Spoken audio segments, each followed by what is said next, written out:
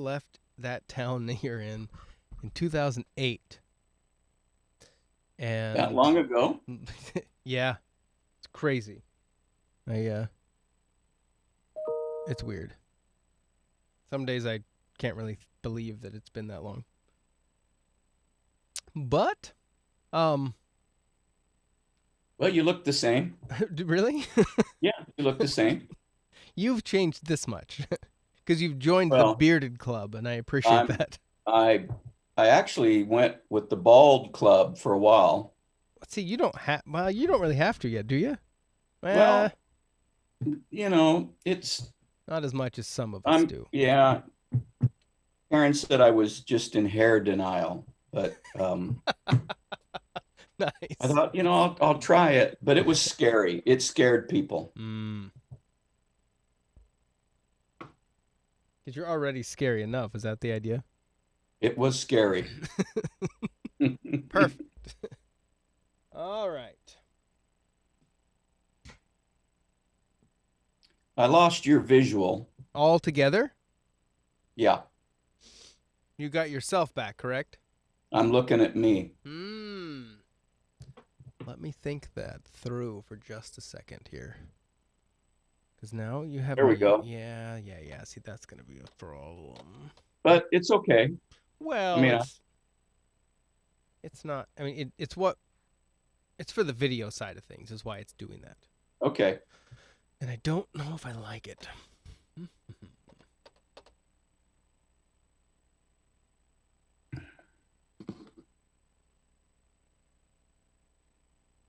Oh, hold on. I think I just figured it out. But I gotta go look real some here. If anyone's watching this, they get to see the way the sausage gets made. So if I do that, now my visual changed, but it's still me, yeah? Yeah, Okay.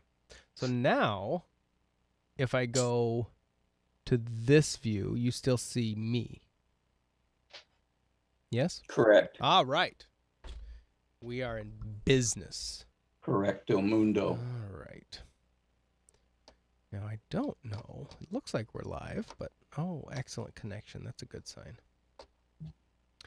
So, the agenda that I have on this show, which is I don't really have one, is I want to know, we'll just dig into the topics of the day and see where it goes. I have Good. specific things I want to talk about Yeah. regarding the Oregon political scene and what that's done in the church world and to the church, since you're deep into that.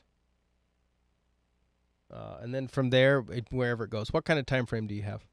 I don't want to Uh, abuse you. I have to be in Winston at 12:30. Which is 2:30 my time. All right. So we have a good hour, right? Easily, yes. All right.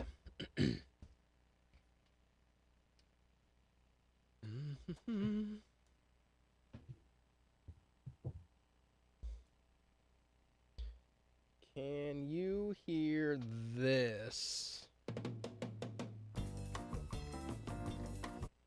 Did you hear that? I heard a little muffle. How about now? Yeah. Okay. How about this?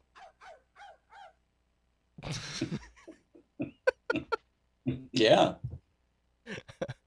So that is from 2016, I believe.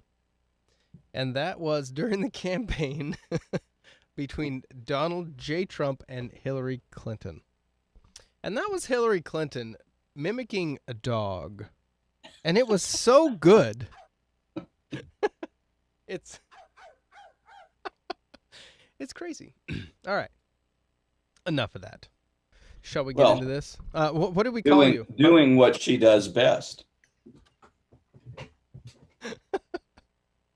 And there's that. All right. So, are you? Let's see. You are. Um, how are you introduced nowadays? Pastor. Uh, um, What titles do you want? I, most people just call me Pastor Craig, PC, Craig. that could be awkward since we both have that first name, but All right. you Oh, call me whatever. all right. We'll do it. Yeah. Whatever. All right. One more. I got to send out the bat signal real quick. Hold on.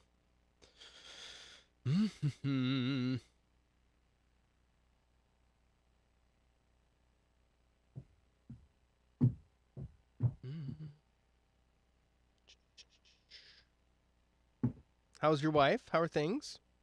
Uh, you know, life has its challenges.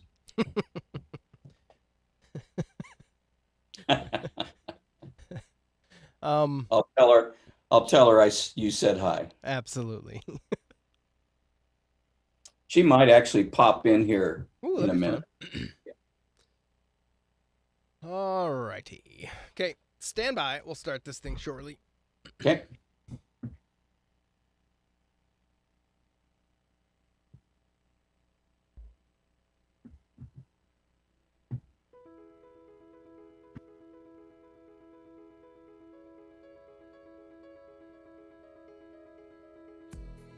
Welcome back to the Interview Podcast on the Y Millbank Podcast Network here in Millbank, South Dakota. I'm Craig Weinberg, and it's still 2021.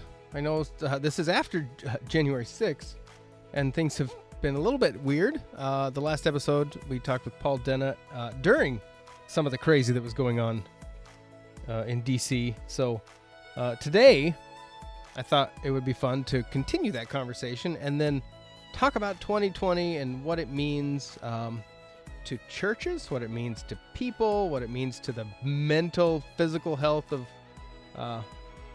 all of us.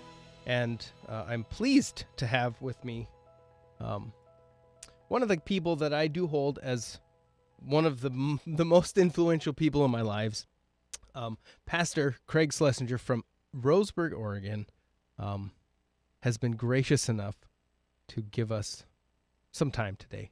So welcome to the show. Greetings. It's been a very long time. It has been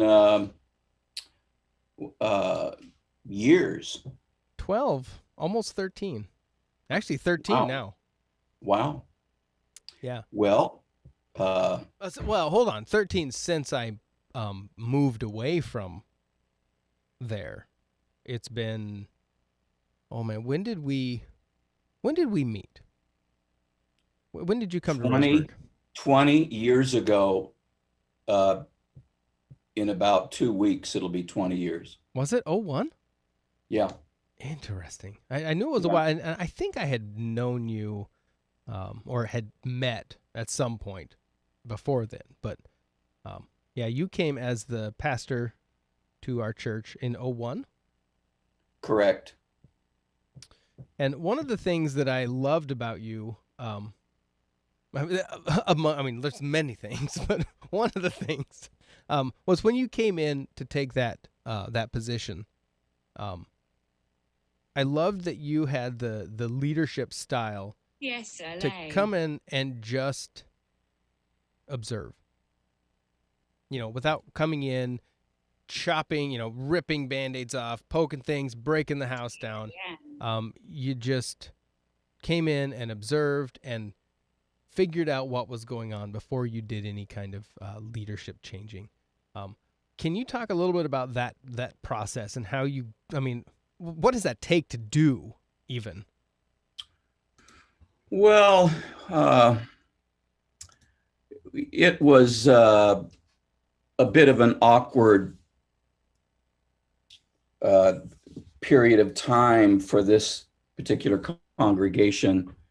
If you'll remember, we had 3 pastors in a row spin out, and That's kind. when I say spin out, it was adultery and various other sundry sins that kind of cousins of adultery. They kind of flock together. Yeah. And so, they sent in an older guy to try to deal with it, which you know, 20 years ago, I was an old guy. What does that make me now? But um, Wise, much wiser. it was it was delicate because you're dealing with people. Hmm. People were hurt. People were disappointed. People, it's kind of like when a family goes through a divorce. Some people still love the father who abandoned or disappointed. They love the mother. They're brokenhearted, Hmm. and so it was a delicate time, but we survived. Uh, God helped us, and we humbled ourselves before the community as a church, and um, we're 20 years down the road, and uh, the health of the congregation it's never been better. Mm, Never been better. that's great. Yeah. So, looking back over the last 20 years of your time in in Roseburg, and in Oregon, because you came from Washington State. So Correct. coming into Oregon, what? Well, and then you were earlier on in the Dalles, which is almost Washington, right? Yeah, it's still Oregon, but it's right on the border. um, what has 2020 done to the state of Oregon and specifically to Uh, where you guys are at? well, we're a couple thousand miles due west of you. Mm-hmm. Same nation, but the governmental style in the state of Oregon is about as tyrannical as you'll find in the country, maybe anywhere right now. Um, Very adversarial toward the church, very adversarial toward business. 2020 was well, it was just a very difficult year. We were shut down as most churches in America were also shut down. Um, and we endured that for a season until I basically I'd had enough. I was done with the shutdown. I didn't like what I was seeing, didn't like what I was hearing. The people in our community were in trouble emotionally, mentally, socially. They could not gather together. Of course, back in March of 2020, none of us could. Mm-hmm. But um, there are some things worse than COVID. We discovered that, What? and so we broke rank. We were probably the first church in our county to open back up, and in fact, we've stayed open, and we will not ever close down again. Was there any pushback from any of the powers that be that when you made that decision? We did. We were threatened. Um, By we, who? we were threatened. We were. This is an interesting scenario. Um, we were also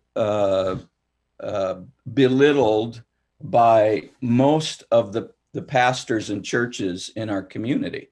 What Um, was what was their angle? That you need to obey well, Caesar? yeah, yeah. Their angle was we're a health hazard Mm. and we are disobeying um, Governor Kate Brown and her group of henchmen. So we uh, Now I've heard her referred to as Comrade Kate Brown.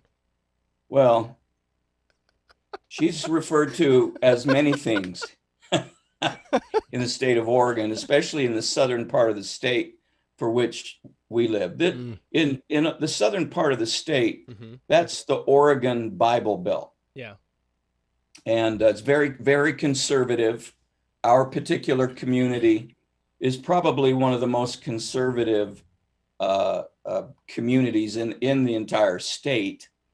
And of course, as you move north, going through Eugene up to Salem and then into uh, uh, Russia? Armageddon, I Oh, mean okay. Portland, Oh, yeah. it just becomes, it's crazy. Hmm. It's embarrassing.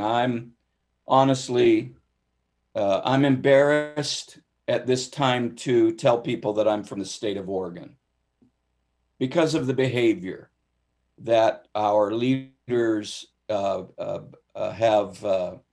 both endured and promoted. Can And you? were it Yeah. not for one, let me just say this, were it not for one Republican Oregon senator who I've aligned myself with and partnered with, maybe we can talk about that. But there's one voice that's standing out right now for uh, uh, common sense. And that's And Senator Dallas Hurd, correct? that's Dallas, yes. And we're partnering with him, and we've also taken some heat for that. Which, listen, Separation of church and state, is that the heat? oh, we've taken some heat from there's a very liberal, almost a radical environmentalist network in Oregon that just, we're on their list now. Hmm. Which, frankly, I couldn't think of a better hate list to be on. And so we're on kind of a watch list. And again, some of the evangelical brethren in our county view our alignment with certain government leaders, as almost being antichrist. I don't get it. I just don't get it. But you know, I have always been a little edgy. I've never allowed the church, the denominational church, I'll say, domesticate me. Mm. So I remain a bit edgy, adventurous, and I'm not, I just don't, I've never been too politically correct. I know you know that. I do know that. And maybe that's one of the reasons that's drawn me to you even more. Well, I it I suppose that I have um, I suppose that I have a large group that is very skeptical of our leadership style, but we have, and I'm not patting myself on the back when I say this. We have one of the most influential congregations in our whole county, and it's not because we just uh, uh, carry the party line. Mm. We lead, and we think, and we innovate. And in this day, more than ever before, there is just our communities are starving for leadership. And I would imagine it's not that much different where you live, but we have a real shortage of leadership in Oregon. Over the last 4 years, 2016, Donald Trump, the current president, was elected. 4 years ago, in a couple weeks, he was inaugurated into office. Did you see a shift in demeanor across the society um, when that happened. Well, yes, yes, I sure did. We conservative evangelicals were thrilled, maybe not so thrilled with his some of his tweets. Um, you know, he's rather he likes himself a lot. He Well, he's willing to uh, say that. I wish that he were different, but the the reality is, if he were different, he'd never be able to do some of the things that he did, Hmm. in my opinion. So it gave some of us uh, more conservative evangelicals here in Oregon. Uh, I mean, it did put a smile on our face. We felt like we had an advocate in Washington. We felt like someone really did care about unborn children. Hmm. We felt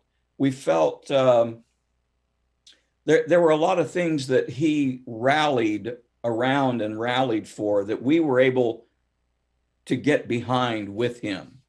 Um, it did polarize. You know, his personality tends to polarize people, and so we have well, we see here the same you see elsewhere, not to the same extreme as in Portland, Salem, or Eugene, Mm-hmm. but it's quite polarized. If you have a Trump sign in your yard, um, you had to bring it in at night. I had to bring my Trump Really, sign in at dark. really. Yes, every night for 2+ months, I had to go out there in my slippers and robe and bring in my monster Trump sign because it would be gone in the morning. So what did that represent? And right now after the events, we'll say the events of January 6th at the Capitol, like the anyone that ever remotely supported what Trump did, or who his legacy, I guess, his presidency, um, they in the media now they're claiming that it's now time to cleanse America of that side of. I mean, what does that mean? Is this an incitement to continue to divide America, or is this an attempt to try to bring together? Well, uh, you you know the answer to that question. There's nothing there's nothing unifying about uh, Biden or the Democratic Party. That they've proven a long time ago. There's a certain attitude that you need to be silenced if you disagree. Mm-hmm. And uh, I, I, here's my view. You want my I view? do, absolutely. In my view, we are very close to a civil war. Explain that a little bit more. Like, dig down. What would that look like? Are you talking blood? Well, there's already been blood. Yeah. I mean, there's been blood. There's been war in American cities and on American streets for many months now. But there is and in no way am I condoning busting in to the White House.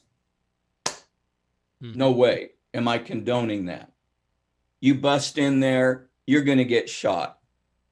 You should have considered that before you broke through. It's kind of the same way if you break into my house. If you break into my house, um, Karen will shoot you with her Yes. revolver. If she doesn't get you, I probably The will. dog will. And you say, well, you're a pastor? Mhm. Yeah, I'm a pistol packing pastor. And um, there are 70 plus million Americans that are absolutely disgusted with what has happened with the election, with what was happening with the impeachment, what was happening with just about everything that did happen for 4 years. Mhm. Um, Pretty disgusted. And it would not take it would not take much to um, create um, significant civil unrest. I'm not promoting that at all, but I see it. I'm old enough, I've read and studied history enough. We've never been as a nation where we're at right now, maybe not ever, certainly not in a couple, at least 150 years. We've never been here before. And the amount of dishonesty and uh, uh, deceit that I recognize in government right now is creating it's creating that vortex. So one of the things that in all of this, because right now we're seeing the result of a whole bunch of stuff. Can you give us your thoughts on how we got here? I mean, what in the world did it take to get to this point? If we haven't seen this kind of unrest in a century, how did we get here? Um, Let me make one more comment, and then I'll address that if I I'll have anything intelligent to say. I'll allow it. If Biden shuts the country down, Mm-hmm. which he said he will do, Mm-hmm. if he does that, uh, we'll probably have civil unrest. I hesitate to say a civil war, so I'll just say civil unrest. Mm-hmm. You cannot, it's abuse. In my opinion, what we are experiencing right now, maybe not in your state, but in the state of Oregon, we are experiencing a political abuse. If someone came to if someone came into my office and was in a relationship, excuse me, marital relationship or just a, a relationship where there was abuse happening, I can promise you that I would be, excuse me, lobbying for a separation, Mm-hmm.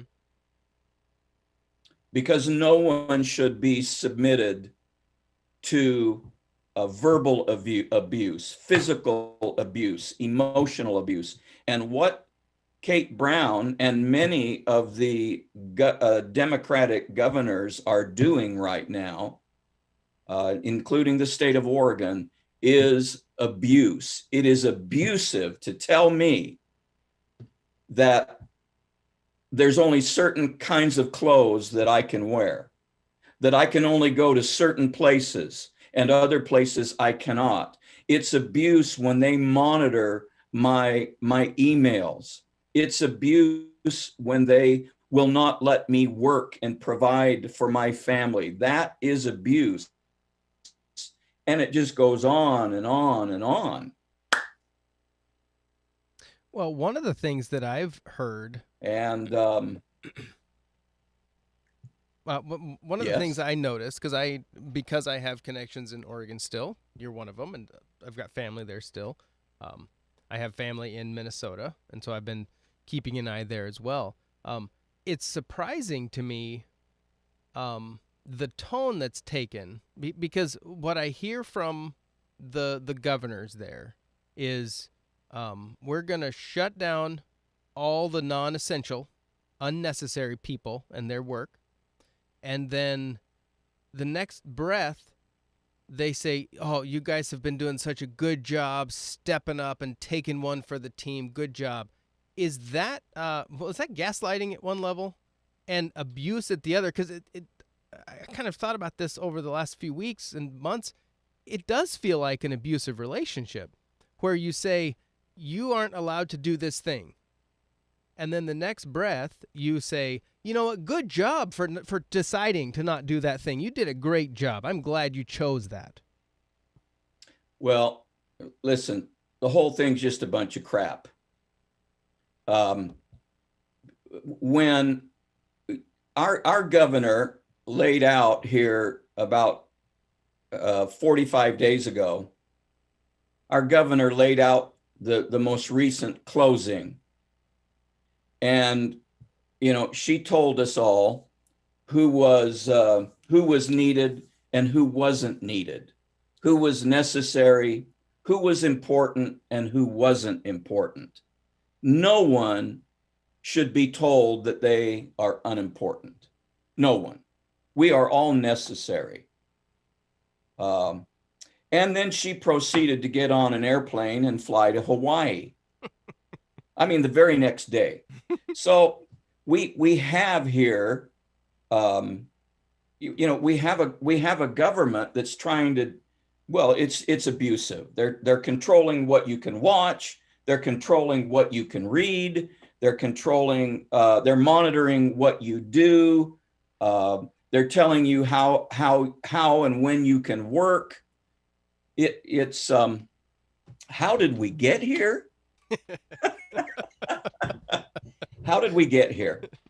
I mean, it's not an overnight scenario. This didn't just happen. No, it's been, of course, it's been a process of boiling the frog. Mm-hmm.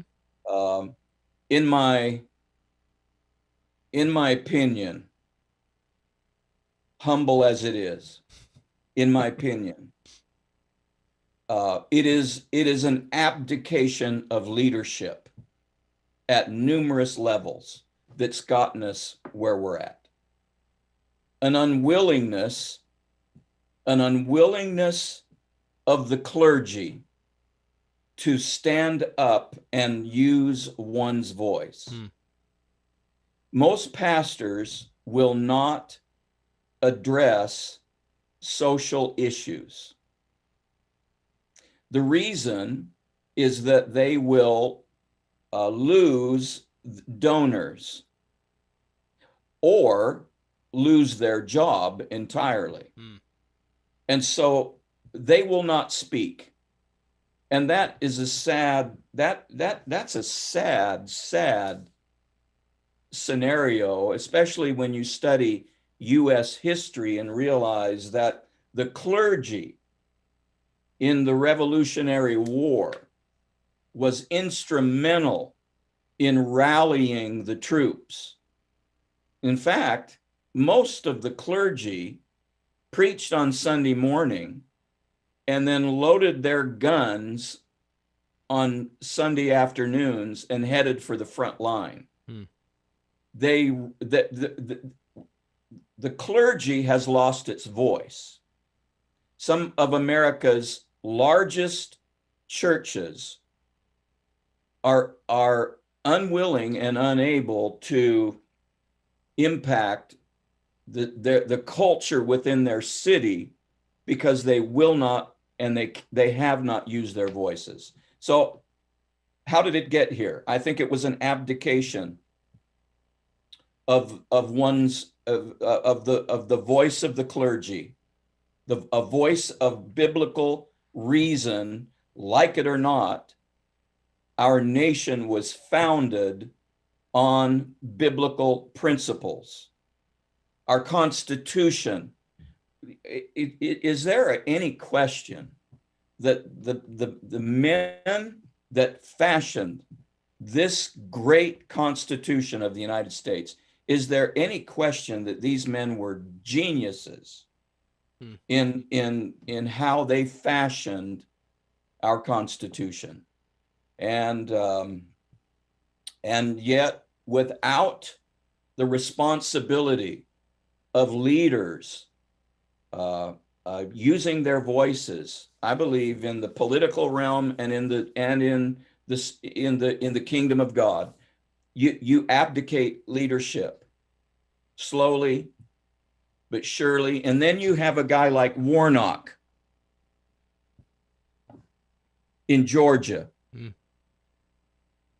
Craig, how in the world could such an individual have been elected to the United States Senate in any state of this union? A guy like Warnock, his belief systems, oh my goodness. So that's where we're at right now. That's where we're at.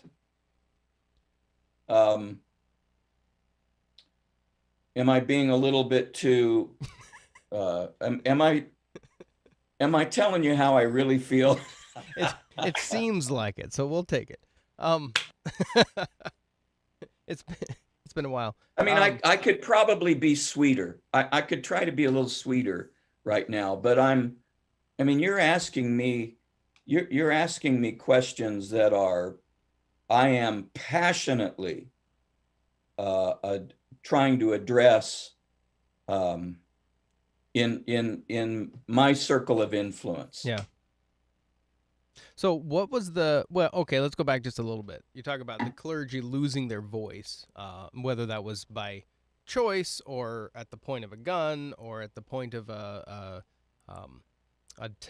tax status. How much of that, like, should a church be tax exempt? Because there's a lot of people that say that's outrageous, they shouldn't be, but if they are, they have to shut up. What is that relationship like? Well, in fact, most evangelical pastors believe that you have to shut up because of the exemption, which in fact is not true. The exemption has nothing to do with us using our voice. The separation of church and state has been so convoluted that the original understanding of our forefathers is hardly even, there would be few Americans that would be able to even explain what that means. As a pastor, I cannot tell you how to vote. That is your responsibility as a U.S. citizen. But I can certainly tell you how I will vote. I can certainly tell you why some candidates are not worthy of a vote if you have a biblical worldview. And so most pastors, however, they're afraid to use their voice because they could lose their job. Yeah. There are a lot of people that I've heard say you can't, you can't campaign essentially if you are a church. But I've heard that what you said as being the way that I've heard it explained by the pastors that I am friends with, that it's not like anyone's holding a gun to your head and saying this is what you're going to have to do, but everyone across the board in politics, all the politicians and all their surrogates, they all say you need to vote for my guy. Why would that one sector of the population, the church population and the clergy side, why would they be eliminated from that Is that just a ploy to keep them down, keep them quiet? Well, it goes back to uh, President Lyndon B. Johnson, so it's a few years ago, where there was some challenges. Anyone can do a little bit of research and find out exactly what happened. Mm-hmm. And yeah, I really do believe there was, and there is a a ploy, if you want to refer to it as such, to keep the mouth of the clergy silent. Mm-hmm. And that was never the intent of our forefathers. So, uh, you know, I want our people, I don't teach people what to think. I teach them how to think. Mm-hmm. And I believe that is the responsibility of spiritual fathers in this hour and every hour, not to tell people what to think, but to teach people how to think. Mm-hmm. And so I've been doing that. I do almost every Sunday in the pulpit. I will have some commentary on current events, and the goal being, I want our church family to be able to intelligently address current issues at work, at play, at school, at home, and to be able to do it without religious spin, religious foo-foo, Yeah. I call it, but to do it intelligently and present a biblical worldview that makes sense. Yeah. Yeah. Thinking about, churches aren't allowed to, allowed. I say that just because that's what we're told. But in this conversation, how is it appropriate? And I'm reading from Forbes.com, from January 4th, the headline of the article is Biden's final pitch to Georgia.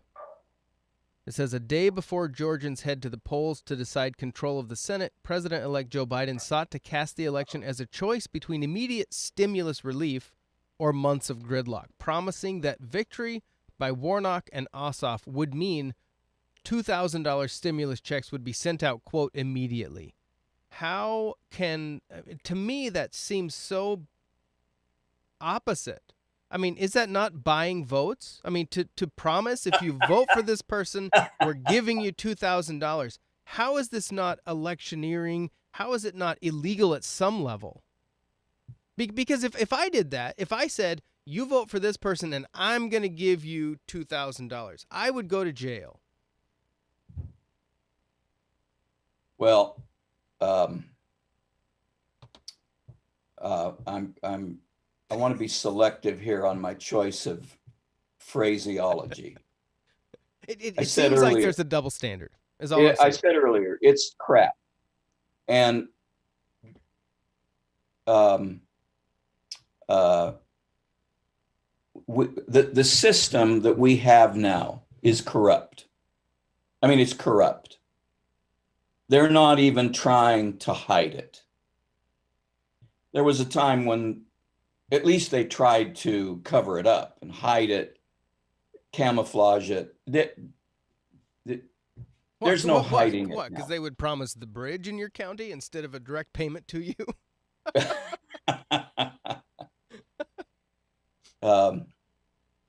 We're living in a really sad day. It's sad. And what concerns me mostly as nearly a 70-year-old man is what it's going to be like for my grandchildren. Mm-hmm.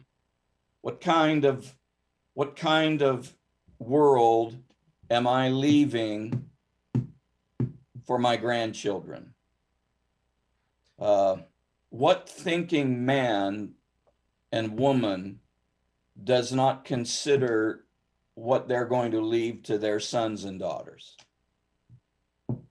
And One of the it's frightening. arguments that I hear and see a lot, um, about when churches choose to, stay open, or to actually minister to the people they're ministering to, or if there are people that question the wearing of a mask, or some of these rules that have been put on us. The thing that gets thrown back almost exclusively by the non Christian crowd is, well, Jesus said to love your neighbor, and so you aren't loving your neighbor unless you are doing the things that we're telling you you're supposed to do. That's loving your neighbor. What do you say to that position? Well, uh, if the medical community is promoting a mask, wearing a mask, because it has the science behind it, then again, as I said a little bit earlier, it is abuse because there is no science behind the mask.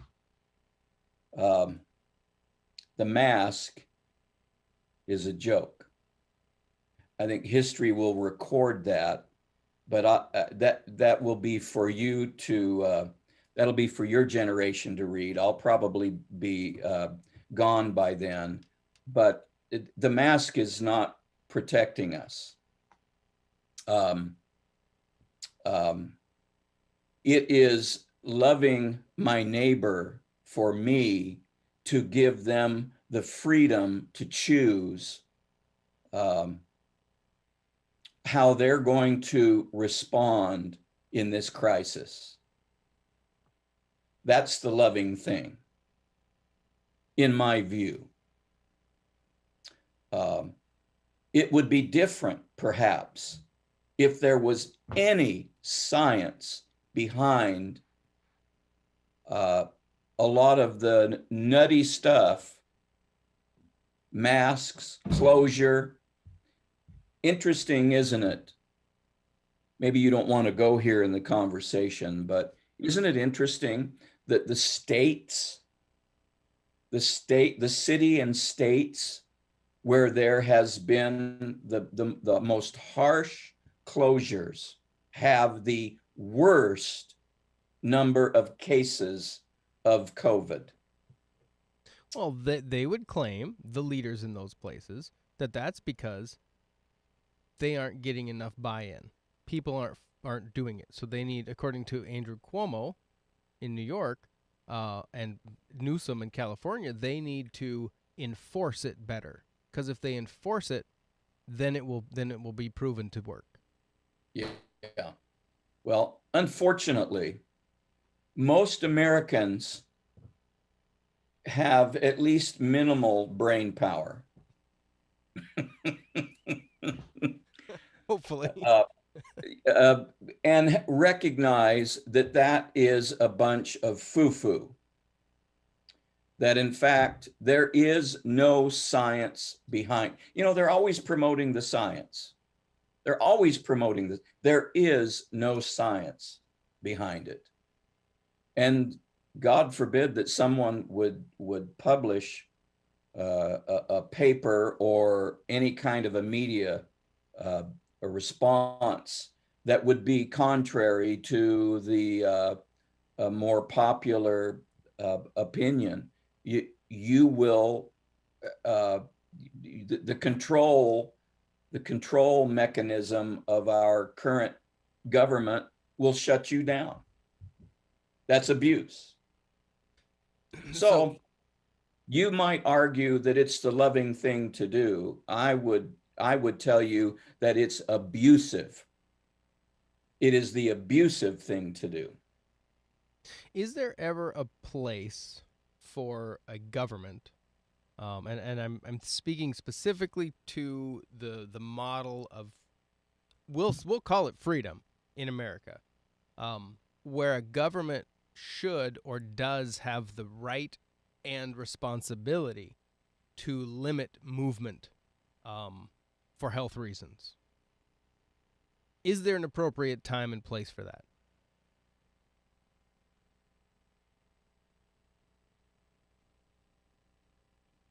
Of course. Of course. If we were dealing with a plague, with a deadly plague, you say, well, isn't COVID deadly enough? Look at the numbers. Look at the science. Look at the statistics. In answer to your question, yes. Okay.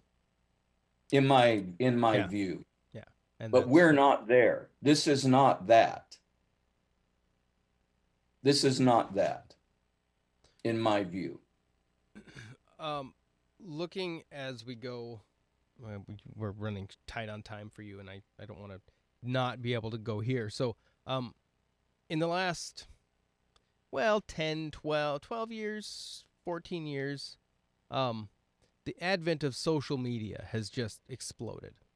And that thing has become, with Facebook coming out and the iPhone, the fact that in our hands now we have a more powerful computer than they had 100 years ago. And we carry it in our pocket. We don't even think about it. And we get mad if it doesn't open up as soon as we turn it on. I mean, we need it right now, because we can. What has social media done to our civil discourse, to our society, to our amygdalas, to our mental state? Well, it's a sad day for America when we have these large media moguls controlling what you read, controlling what you watch, controlling what you say. That's frightening. The online platforms are controlling what you and I get to see because they want to control how we think. That is nothing short of a propaganda campaign. Do you think that was the intent behind it, or is that just a positive side effect of what came out of social medias and the internet? And I say positive because I presume it's positive from one perspective. I think it's frightening. And I think that it has everything to do with the almighty dollar. I think that we are edging closer every day to a socialist a form of thought process and government process.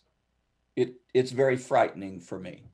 So outside of that going against the founding of America, what is the detriment of that society to the church and to the Christian in the world, in America, I guess?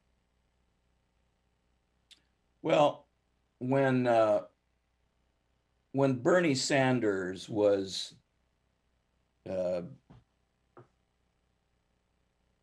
running for trying to get to the White House, I spent a couple of Sundays dissecting his agenda, his socialist agenda.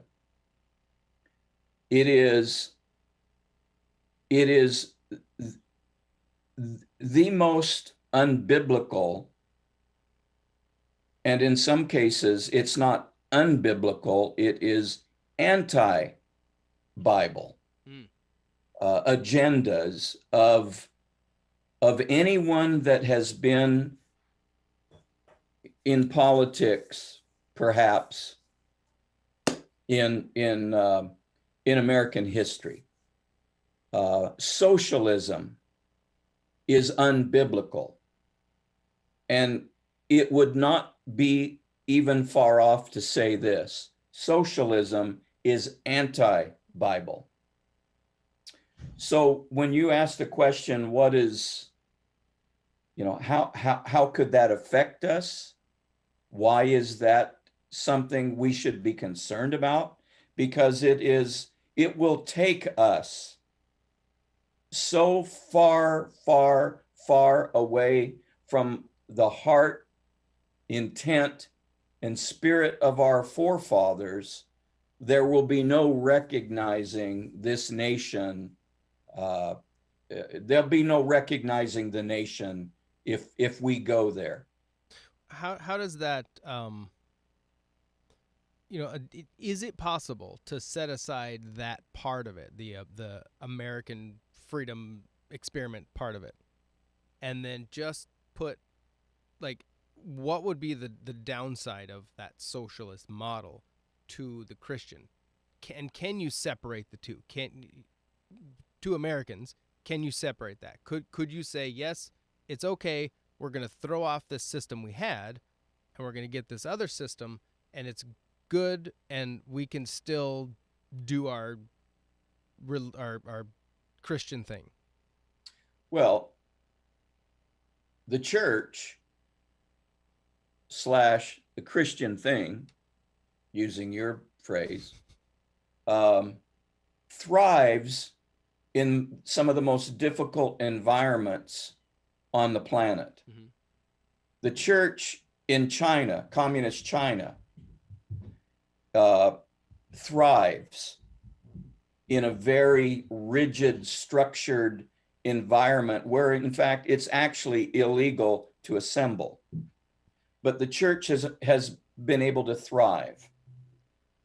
The kingdom of God is not the kingdom of God is not hamstrung by uh, political views. However,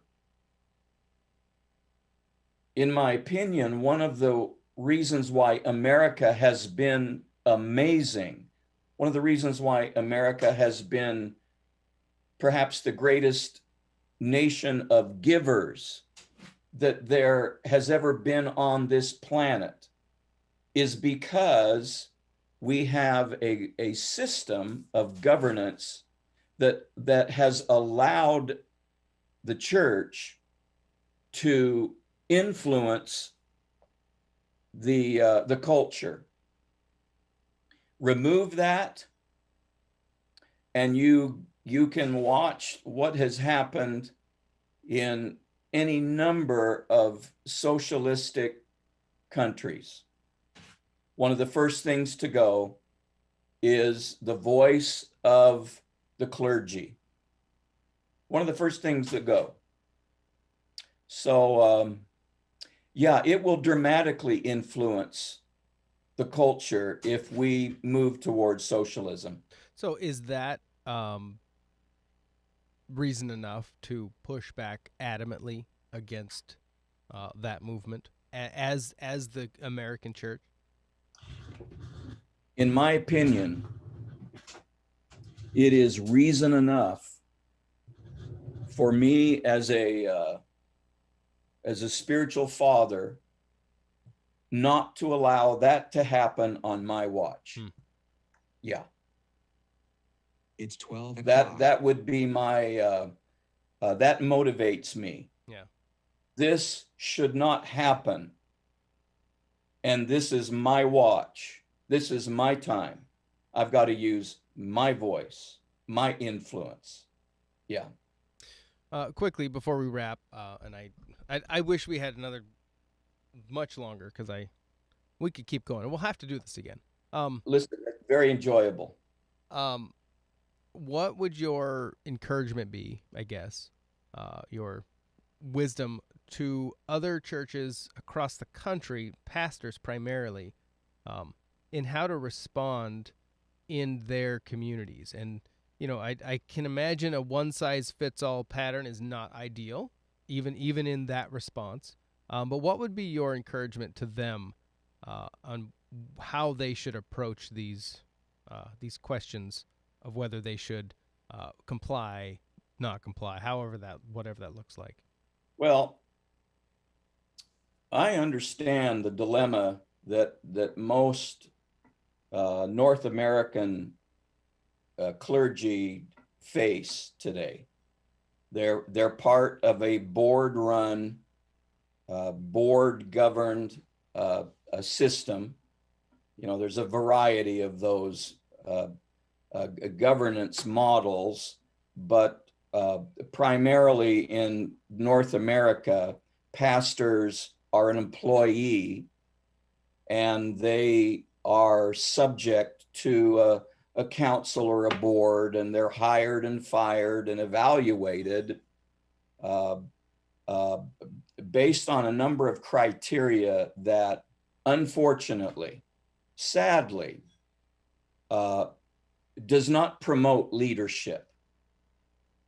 Most pastors, and if it sounds like I don't like the church or love pastors, you've mischaracterized me. I love the church and I love pastors, but I recognize that most of them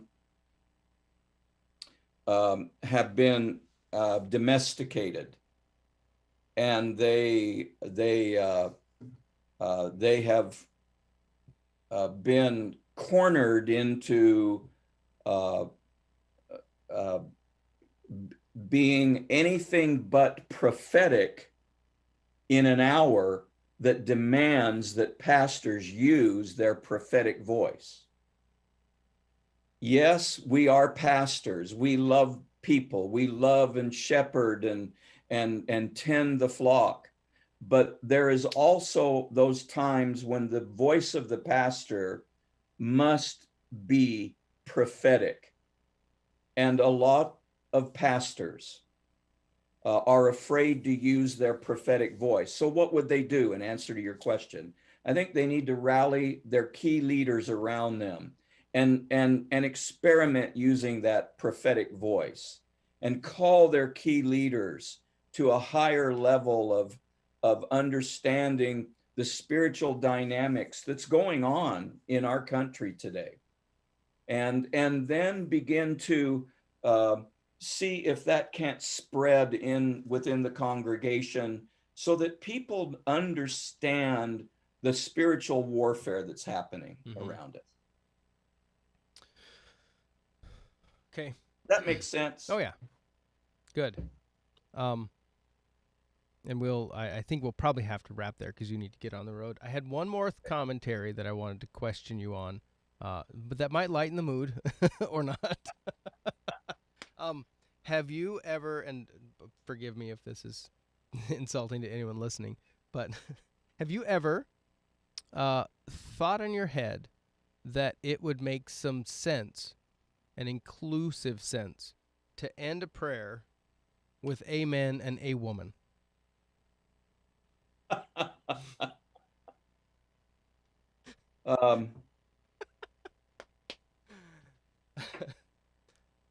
As just Mr. Weinberg, Mr. Weinberg, Yes, sir.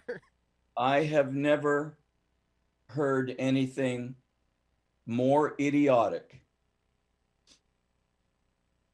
more unthinkable than what I read and heard about that particular prayer. We have sunk to all-time lows in our nation. And that would be one that would go down in the record books.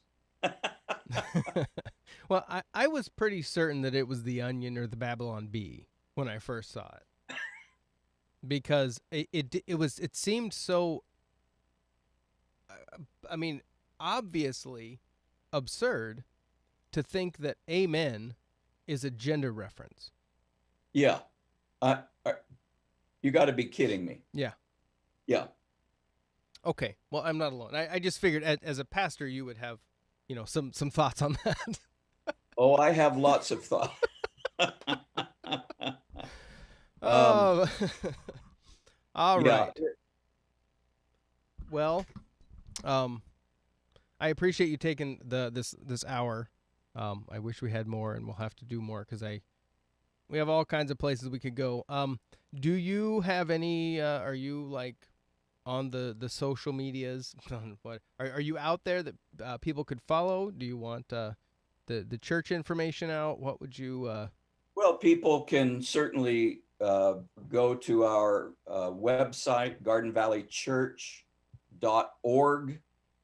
They can go to our app, Garden Valley Church, Roseburg, if they're interested in seeing what we do. And yeah, I personally am not, I'm just one click away from boycotting Facebook entirely. And but we do broadcast our service on Facebook. I don't know that they always, they do shut us down periodically. They do, really? Yeah. So that's happened. For what? Like, what was their reasoning? They don't have to have a reason. Oh, they just So tell you you're off. Sorry. we still broadcast on Facebook and have a fairly large viewership Mm-hmm. on Facebook, but it wouldn't hurt my feelings for that to go away entirely. Mm. Yeah. So we actually are a very loving congregation, in spite of what you might think about me. And we really do care about people. Yeah. We do care about people and helping people be the best they can be of who God created them. Mm-hmm. Yeah. Now, what this just came to me. How, thinking of these shutdowns and churches being one of the big things that they closed down, including other things. So it's not like they just said only churches at first. Some places went there later. But was the emotional side and the spiritual and the human side of this not even considered in some of those? Because, I mean, suicides are crazy high. Depression is high. Abuse is up. And it almost seems like none of that was considered. Well, it wasn't considered. It still isn't considered by many.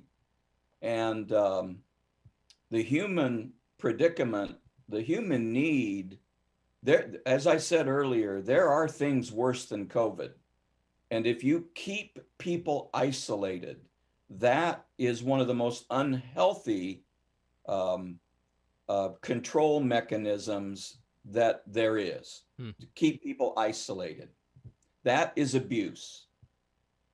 That's abuse. It is much more abusive than whether you wear a little hanky over your mouth and nose.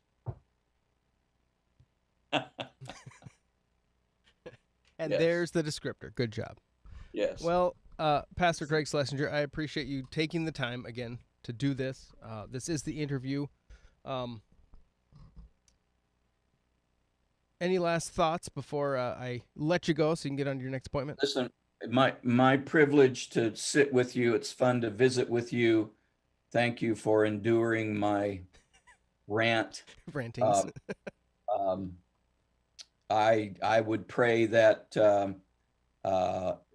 folks that are listening to this podcast would be encouraged on a number of levels. One, you can make a difference if you'll learn how to use your voice and be bold enough to do that. Use your voice. Don't be afraid. Don't cower. Secondly, you can partner with people who are making a difference. And frankly, I would not attend a church in 2021 where there was where you were consigned to watching the service online. Hmm. You need more than that. You need human contact.